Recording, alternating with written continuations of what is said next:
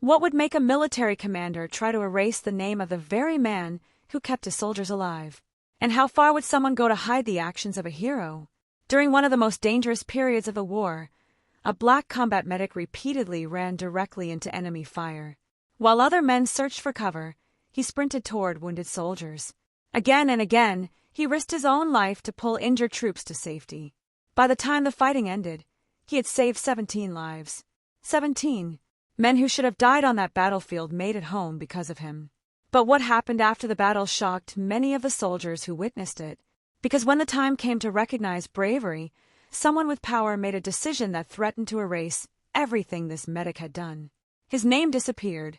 The recommendations moved forward. The awards were discussed. The hero was left behind.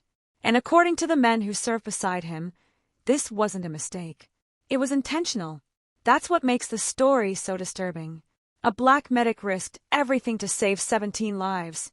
Yet the officer responsible for recognizing his courage allegedly tried to make sure nobody remembered his name. Why? What could possibly justify such a decision? And what would happen when the truth finally reached one of the most powerful generals in the American Army? Because this wasn't just about a medal. It was about honor.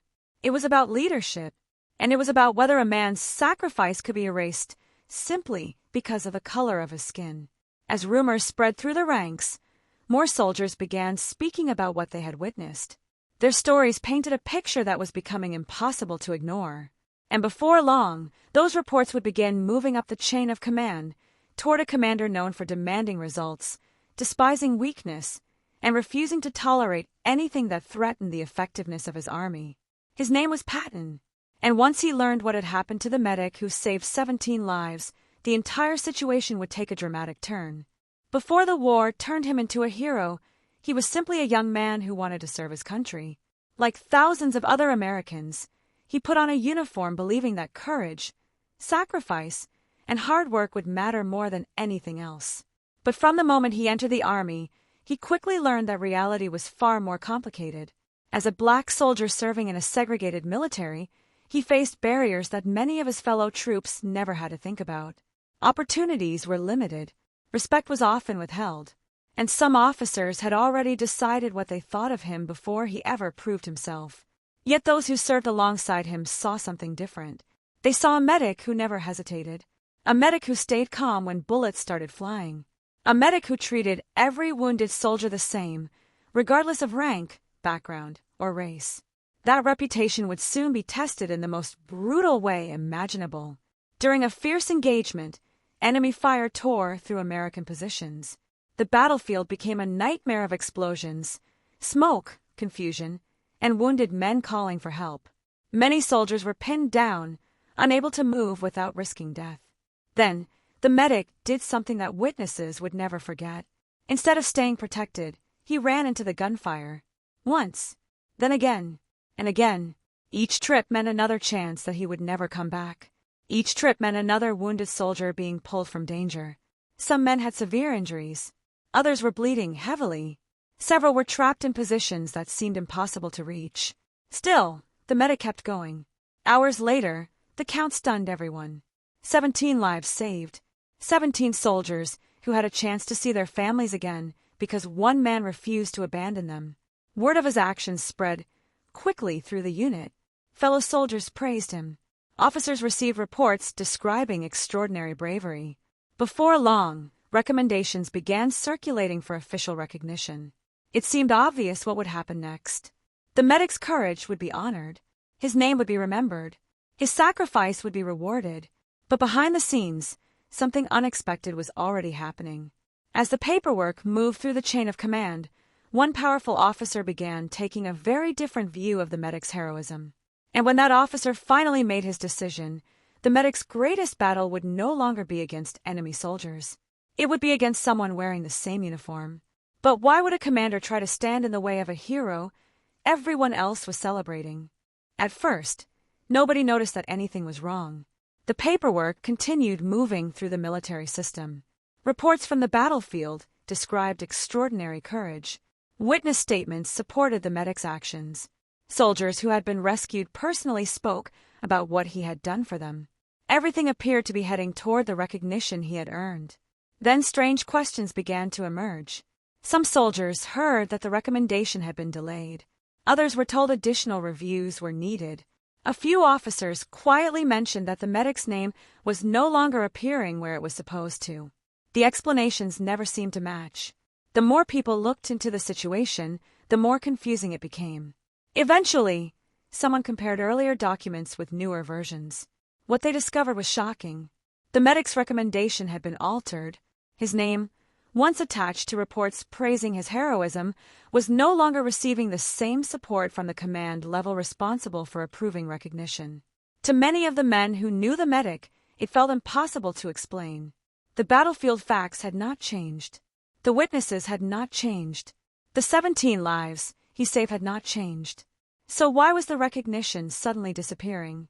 Rumors began spreading throughout the unit. Some believed the commander simply disliked the medic. Others suspected something much darker.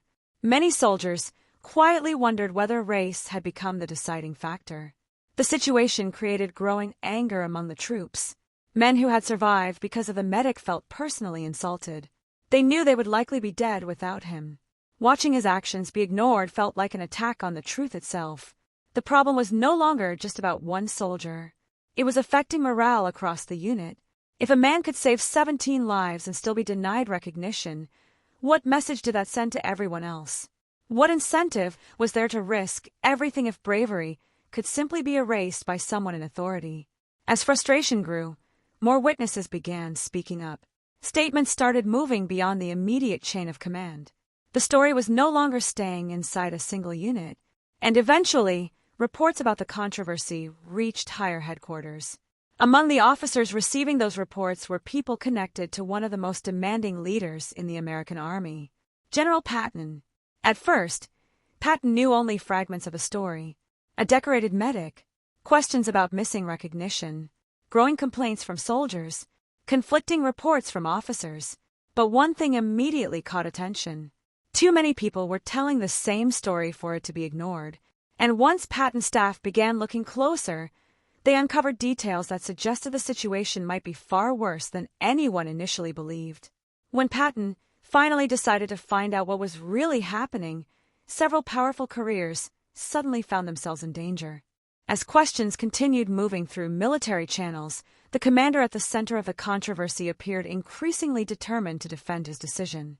Officially, there were explanations. The recommendation needed further review. Certain standards had to be met. Additional verification was required. But many soldiers who had witnessed the medic's actions weren't buying it. They had seen the battlefield with their own eyes. They knew what had happened. And the longer the delays continued, the harder it became to believe that paperwork was the real issue. Meanwhile, the medic himself remained focused on his duties. He wasn't launching a public fight. He wasn't demanding recognition. He continued treating wounded soldiers and carrying out his responsibilities as the war raged on. That quiet professionalism only made the situation more frustrating for those around him. The man at the center of the controversy wasn't causing problems. He wasn't seeking attention. Yet somehow he was the one paying the price. As more testimony surfaced, a troubling pattern began to emerge. Several witnesses independently described how the medic's contributions had been minimized in conversations among certain officers. Others recalled hearing comments that suggested some leaders were uncomfortable with the idea of a black soldier receiving such high praise. None of it alone proved anything. Together, however, the reports painted a picture that was becoming difficult to ignore. Then investigators uncovered something even more damaging. The original battlefield accounts were remarkably consistent. Whether the statements came from enlisted soldiers, medics, or officers, they all described the same extraordinary acts of courage. The facts supporting the medic's heroism weren't weak. If anything, they were stronger than many recommendations that had already been approved. That discovery raised an uncomfortable question. If the evidence was solid, what was really preventing recognition? The issue was now growing beyond a single award recommendation. Officers higher in the chain of command began worrying about the consequences. If soldiers believed bravery would not be judged fairly, trust in leadership could collapse. If racial bias was influencing military decisions, the damage could spread far beyond one unit. And if the allegations proved true, someone in authority would have to answer for it. The pressure continued building. Witnesses kept talking. Documents kept surfacing. Questions kept multiplying. And every new piece of information seemed to point toward the same conclusion. Someone had interfered with a hero's recognition. The only question now was whether the army was willing to confront the truth. Because as reports landed on more senior desks, one leader was becoming increasingly interested in the case. And when Patton finally began examining the evidence personally, the commander who thought he could bury the story may have made a serious mistake. What Patton discovered next would force him into a decision that could affect not only the medic's future, but the credibility of his entire command. By the time the case reached Patton's attention, it was no longer a simple dispute over a medal recommendation. It had become a test of leadership. Patton understood something many commanders did not. Armies run on trust. Soldiers had to believe that courage would be recognized, sacrifice would matter, and leaders would judge fairly. Once that belief disappeared, discipline and morale could begin falling apart. The reports arriving on his desk were troubling. On one side stood a commander defending his actions and insisting proper procedures had been followed. On the other side stood a growing number of witnesses telling a very different story.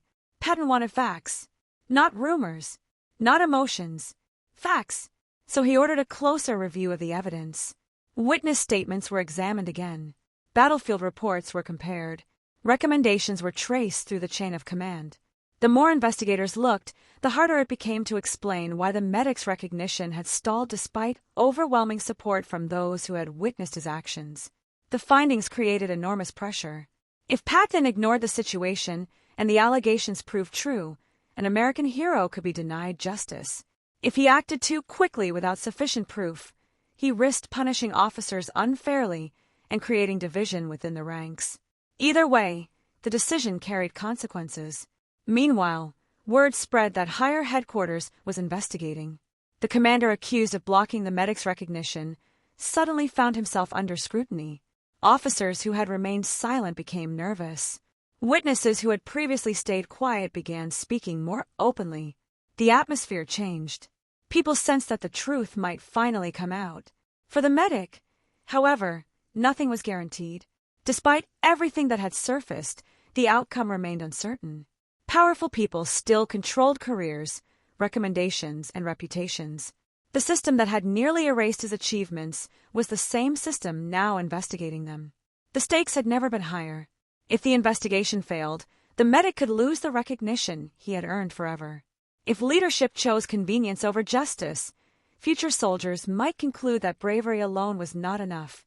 And if the allegations were confirmed, Patton would face a choice that could anger influential officers throughout his command. Days passed. Evidence accumulated. Questions turned into conclusions. Then a final report landed before Patton. Inside was information that could no longer be ignored. The battlefield heroism was real. The witness accounts were credible. And the actions taken against the medic's recognition demanded an answer. Patton now had everything he needed. The only thing left was deciding what he was going to do about it. And when that decision came, it would send a message through the entire army. Patton studied the findings carefully. For weeks, questions had surrounded the case. Rumors had spread through the ranks. Officers had offered explanations. Witnesses had defended the medic. Now all of it came down to a single decision. Would the army correct the injustice, or would a hero remain forgotten? The evidence left little room for doubt. The medic had repeatedly exposed himself to enemy fire. He had rescued wounded soldiers under conditions that many considered nearly impossible. The witness accounts were consistent. The battlefield reports were consistent. And the recognition that should have followed had been obstructed for reasons that could no longer be reasonably explained. Patton understood what was at stake. This was about more than one medal. Every soldier under his command was watching.